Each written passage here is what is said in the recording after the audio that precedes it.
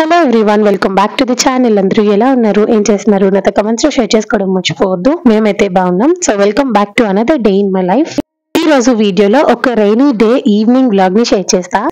Morning నుంచి on and of గా వర్షం పడుతూనే ఉంది. కాకపోతే ఈవినింగ్ అయ్యేసరికి క్లైమేట్ ఇంకా బాగుందన్నమాట.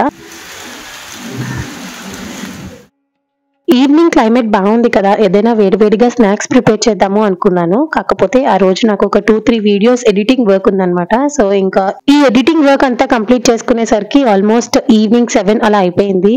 ఇప్పుడు మళ్ళీ స్నాక్స్, మళ్ళీ డిన్నర్ అంటే హడావిడి అయిపోతుందని చెప్పేసి డైరెక్ట్ గా డిన్నర్ లోకే కొంచెం వేడివేడిగా ఏదైనా చపాతీ చేసి కర్రీ ప్రిపేర్ చేద్దామని అనుకుంటున్నాను. ఇంకా మీ అందరికీ తెలిసిందే కదా, మనం ఒక కొత్త ఛానల్ ఓపెన్ చేసాము, ద వెంకట్ ఫ్యామిలీ అని చెప్పి. సో ఆ ఛానల్లో కూడా ఎడిటింగ్, వాయిస్ ఓవర్ అన్ని ఇచ్చేసరికంతా కొంచెం హెక్టిక్ అవుతుంది అనమాట. బట్ ఏం ప్రాబ్లం లేదు. ఆ ఛానల్లో ఎలా అయితే వీక్లీ 2 వీడియోస్ వస్తున్నాయో, ఈ ఛానల్లో కూడా కొంచెం అప్డేట్స్ చేద్దామని అనుకుంటున్నాను. చేస్తే డెఫినెట్ గా నేను మీకు నెక్స్ట్ మంత్ కి అప్డేట్ చేస్తా. ఇంక ఈ లోపు చూసారు కదా, ఒక సైడ్ ధనియాలు వేయిస్తున్నాను అండ్ ఇంకొక సైడ్ అమ్మొచ్చేసి దోశ బ్యాటర్ కోసం గ్రైండర్ కూడా వేసేసింది. సాయంత్రం దీపారాధన చేసుకుందామని చెప్పేసి ఫస్ట్ గుమ్మంలో ముగ్గు వేస్తున్నాను. ఈ ముగ్గు అప్పుడే అనుష వచ్చింది మా ఇంటికి. సో తను ప్రాక్టీస్ చేస్తుంటే చూసి వెంటనే వేసాను అనమాట. ముగ్గు అయితే అనుకున్నంత పర్ఫెక్ట్ గా రాలేదు. ఇదే లాస్ట్ కాదు కదా, ఏం పర్వాలేదు, మళ్ళీ సరి ట్రై చేద్దాం. అండ్ ఇంకా ఇక్కడైతే అనుష వచ్చిందని చెప్పాను కదా, సో తను మీ అందరికి హాయ్ ఫ్రెండ్స్ చెప్తుంది అనమాట. ఇంక ఈ లోపు ధనియాలు కూడా మంచిగా ఫ్రై అయిపోయాయి. అవి కొంచెం సేపు చల్లారబెట్టిన తర్వాత ఇప్పుడు మిక్సీకి వేస్తున్నాను. ఇప్పుడు సీజన్ చేంజ్ అయింది కాబట్టి నేను ధనియాల్ని ఫ్రై చేసి పౌడర్ చేస్తున్నాను. లేకపోయి ఉంటే నార్మల్ గా కూడా పౌడర్ చేసుకోవచ్చు. ఇంకా అనుష వాళ్ళు వెళ్ళిన తర్వాత ఈవినింగ్ భుజ్ బంగారాన్ని కూర్చోబెట్టి చదివిస్తున్నాను. ఇంతకు ముందు స్కూల్ స్టార్ట్ అయిన ఇనీషియల్ డేస్ లోని వీడి పక్కన నేను కూర్చొని రాయిస్తే గానీ రాసేవాడు కాదు. కానీ ఇప్పుడు వీడంతలు వీడే ఒక రూమ్ లో కూర్చొని మంచిగా చదువుకుంటూ హోంవర్క్ రాసుకుంటున్నాడు. And this is the only way which I wanted my kid to be. Because నాకు పిల్లల్ని చదువు విషయంలో ఫోర్స్ చేయడం అస్సలు నచ్చదు. వాళ్ళకి ఇంట్రెస్ట్ లేనప్పుడు మనం ఎంత ఫోర్స్ చేసి చదివించినా వాళ్ళ బుర్రలోకి వెళ్ళదు. అదే వాళ్ళకి ఇంట్రెస్ట్ వచ్చి బుక్స్ ఓపెన్ చేసి చదివారనుకోండి, 100% కాన్సన్ట్రేషన్ పెడతారు అండ్ చదివిందంతా మంచిగా అర్థం చేసుకుంటారు. మనం అదే పనిగా కూర్చొని చెప్పాల్సిన అవసరం కూడా ఉండదు, వాళ్ళే అన్ని అర్థం చేసుకొని చదువుకుంటారు. ప్రెసెంట్ భుజ్ బంగారం అయితే ఆ స్టేజ్ లోనే ఉన్నాడు. వాడే హోంవర్క్స్ అన్ని రాసుకొని ఏదైనా వర్క్ వాడికి డౌట్ వస్తే నా దగ్గరికి వస్తున్నాడు, కానీ లేకపోతే మోస్ట్లీ వాడి వర్క్స్ అన్ని వాడే చూసుకుంటున్నాడు. ఇంక ఇక్కడ నేనైతే శివయ్యకి పూజ చేసుకుంటున్నాను. ఆ రోజు మార్నింగ్ 16 సోమవారాల వ్రతం చేసుకున్నాను అనమాట. సో సాయంత్రం కూడా ఒకసారి దీపారాధన అయితే చేస్తున్నా.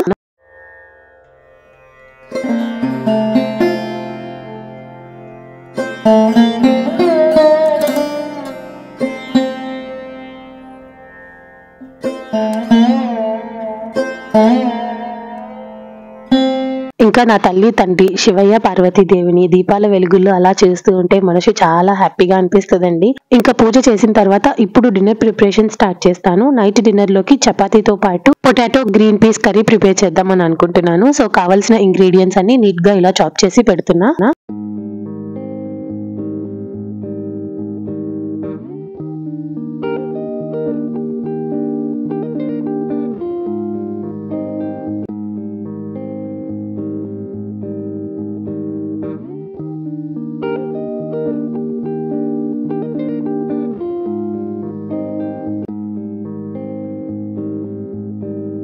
చపాతీ పిండి ఆల్రెడీ అమ్మ తడిపి పెట్టేసింది. నేనైతే కర్రీ ప్రిపేర్ చేస్తున్నాను.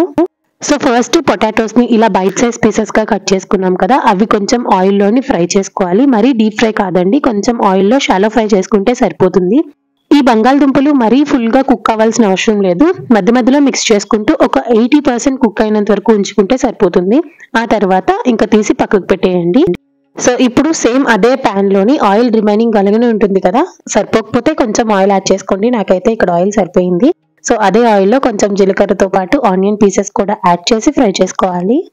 ఇక్కడ నేను ఒక మీడియం సైజ్ ఆనియన్ ని చిన్న పీసెస్ గా కట్ చేసి యాడ్ చేసా. ఆనియన్స్ కొంచెం అలా ట్రాన్స్పరెంట్ గా ఫ్రై అయిన తర్వాత ఒక 2 మీడియం సైజ్ టొమాటోస్ ని చిన్న పీసెస్ గా కట్ చేసి యాడ్ చేసుకోవాలి. ఇంకా అలానే ఒక స్పూన్ వరకు అల్లం వెల్లుల్లి పేస్ట్ కూడా యాడ్ చేసి పచ్చివాసన పోయేంత వరకు ఫ్రై చేసి ఈ టొమాటోస్ మగ్గడానికి అని చెప్పేసి కొంచెం ఉప్పు, పసుపు యాడ్ చేసుకోవాలి.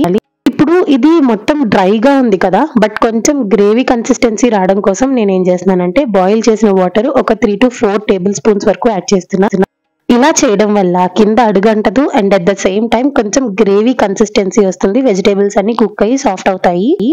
వాటర్ యాడ్ చేసి లో టు మీడియం ఫ్లేమ్ లోని ఒక 5 మినిట్స్ అలా కుక్ చేశారనుకోండి, మూత పెట్టేసి ఇలా గ్రేవీ కన్సిస్టెన్సీ వస్తుంది. దెన్ గ్రీన్ పీస్ తో పాటు ఫ్రై చేసి పక్కన పెట్టిన పొటాటోస్ కూడా యాడ్ చేసుకోవాలి. ఇప్పుడు ఇందులోని 1 స్పూన్ గరం మసాలా పౌడర్, రుచికి సరిపడా ఉప్పు, కారంతో పాటు 1/2 స్పూన్ ధనియా జీరా పౌడర్ యాడ్ చేసుకోవాలి. ఇప్పుడు అంతా కలిసేటట్టు మిక్స్ చేసుకొని ఒక 2-3 మినిట్స్ ఫ్రై చేసుకోవాలి. నెక్స్ట్ గ్రేవీ కర్రీకి తగ్గట్టు వాటర్ యాడ్ చేసుకొని ఇది ఒక 5 to 10 మినిట్స్ కుక్ చేసుకుంటే కర్రీ రెడీ అయిపోతుంది.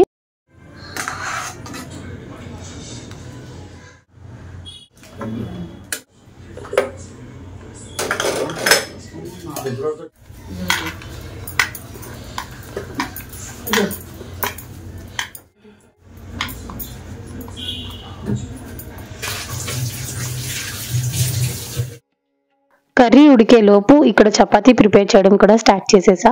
ఈ రోజు భుజబంగారానికి లేయర్డ్ చపాతీ కావాలంట, సో అందుకని చెప్పేసి ప్రిపేర్ చేస్తున్నా. ఈ లేయర్డ్ చపాతీ అంటే నాకు కూడా చాలా ఇష్టము. నా చిన్నప్పుడు మా నాన్నమ్మ ఎక్కువ చేసేది ఇది. ఈ లేయర్ చపాతీ ప్రిపేర్ చేసుకోవడం చాలా సింపుల్ అండి. ఫస్ట్ చపాతీ ఇలా పామేసిన తర్వాత దాని మీద ఆయిల్ స్ప్రెడ్ చేసుకోవాలి. ఇంకా పైనుంచి పొడిపిండి జల్లేసి మధ్యలోకి ఫోల్డ్ చేసిన తర్వాత అది కూడా ఇంకొకసారి మధ్యలోకి ఫోల్డ్ చేయాలన్నమాట. సో ఇక్కడ చూపించిన విధంగా అలా మొత్తం 2 టైమ్స్ ఫోల్డ్ చేసిన తర్వాత నార్మల్ చపాతీ లాగా రోల్ చేసేసుకోవడమే. ఇది ట్రయాంగిల్ షేప్ చపాతీలా ఉంటుంది, బట్ కాల్చిన తర్వాత లేయర్స్ అయితే చాలా బాగా వస్తాయి, చూపిస్తాను.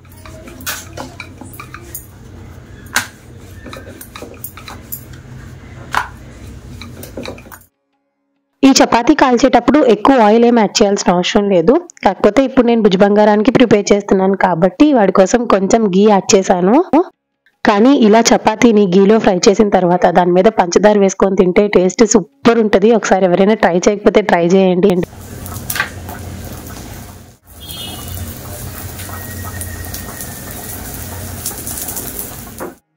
ఇంకా చూస్తున్నారు కదా, ఒక చపాతీ ఫ్రై అయ్యే లోపు ఇంకొక చపాతీ రోల్ చేయడం అలా చేస్తూ ఉంటాను. సో నేను వంట చేసినా ఆర్ఎల్స్ ఏ పని చేసినా మల్టీ టాస్కింగ్ చేయడం నాకు అలవాటు. ఒక పని అయిన తర్వాత ఇంకొక పని మొదలు పెట్టడం అలాంటివి ఎప్పుడు చేయను. ఒకటి చేస్తూ ఇంకొకటి చేయడమే నాకు అలవాటు అనమాట. ఇలా మల్టీ టాస్కింగ్ చేస్తే పనులన్నీ చాలా తొందరగా అయిపోతాయి. And at the same time చేసే పని కొంచెం సేపే అయినా యాక్టివ్ గా వర్క్ చేసుకోగలుగుతాము. నేను మోస్ట్లీ ఇలానే ఉంటానండి. అంటే ఎక్కువ మల్టీ టాస్కింగ్ చేసేసి పనంతా తొందరగా కంప్లీట్ చేసుకొని ఎంత వీలైతే అంత తొందరగా ఎడిటింగ్ కూడా కంప్లీట్ చేసుకొని రెస్ట్ తీసుకోవడానికే ట్రై చేస్తాను. అది జనాలకి ఎలా కనిపిస్తుంది అంటే ఈ పిల్ల కొంచెం సేపే పని చేస్తుంది, ఆ తర్వాత అంతా రెస్ట్ తీసుకుంటుంది అనుకుంటారు. కాకపోతే ఎంత పనైనా తొందరగా చేసేసుకుంటాను కాబట్టి అది ఎవరికి కనిపించదు. ఫర్ ఎగ్జాంపుల్ మీరే చూస్తున్నారు కదా, ఒక సైడ్ కర్రీ ప్రిపేర్ చేస్తున్నాను అండ్ ఇంకొక సైడ్ చపాతీ చేస్తున్నా. ఇవన్నీ మీకు చూపిస్తున్నాను అంటే ఇంకొక సైడ్ రికార్డ్ కూడా చేస్తున్నాను కదా. సో ఇలా ఉంటది నా వే ఆఫ్ మల్టీ టాస్కింగ్ అయితే. అండ్ ఇక్కడ కర్రీ కూడా ఆల్మోస్ట్ కంప్లీట్ అయిపోయింది. ఇంకా లాస్ట్ లో కరివేపాకు కొత్తిమీర వేసి గార్నిష్ చేసుకుంటే అంతే, వేడివేడిగా potato green peas curry ready. ఈ కర్రీ కాంబినేషన్ మనం చపాతీ, రోటీ, నాన్ లేకపోతే వైట్ రైస్, సాంబార్ అన్నం, పెరుగన్నంకి సూపర్ ఉంటదండి. ఇన్ కేస్ ఎవరైనా ట్రై చేయకపోతే ఒకసారి ట్రై చేయండి. ఈ రోజు నేను భుజబంగారం ఇంకా డాడీ కోసం మాత్రమే చపాతీ చేశాను. నాకు ఇంకా అమ్మ కోసం మాత్రం చపాతీలు అమ్మ చేసింది. నేను చేసినట్టు లేయర్ చపాతీలా కాకుండా నార్మల్ చపాతీలాగా చేసేసింది. ఇంక ఇప్పుడైతే భుజబంగారానికి తొందరగా డిన్నర్ పెట్టేసి వాడిని పడుకోబెట్టాలి.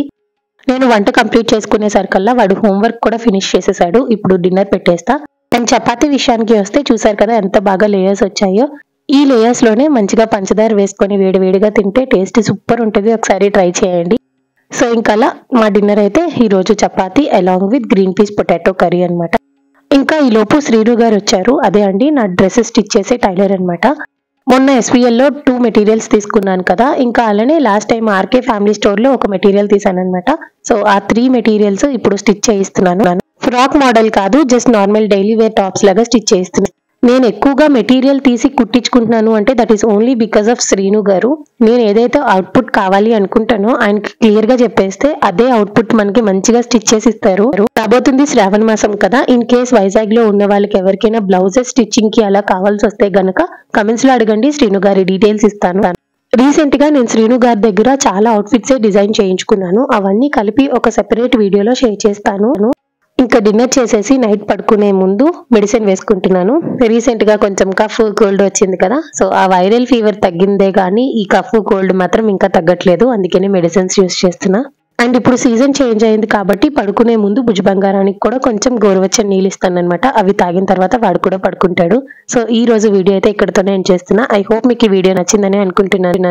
ఈ వీడియో కనుక మీకు నచ్చినట్టయితే లైక్ చేయండి, మీ ఫ్రెండ్స్ అండ్ ఫ్యామిలీకి షేర్ చేయండి. అండ్ ఇంకా ఎలాంటి వీడియోస్ మన ఛానల్లో చూడాలి అనుకుంటున్నారో కమెంట్స్ లో చెప్పడం మర్చిపోవద్దు. అలానే మీరు ఇంకా మన ఛానల్ ని సబ్స్క్రైబ్ చేసుకోలేదు అంటే వెంటనే వెళ్ళి సబ్స్క్రైబ్ చేసుకొని పక్కనే ఉన్న బెల్ ఐకాన్ లోని ఆల్ అనే ఆప్షన్ కనుక క్లిక్ చేసినట్టయితే నేను ప్రతిరోజు పెట్టే వీడియో నోటిఫికేషన్స్ అన్ని మీ వరకు వచ్చేస్తాయి.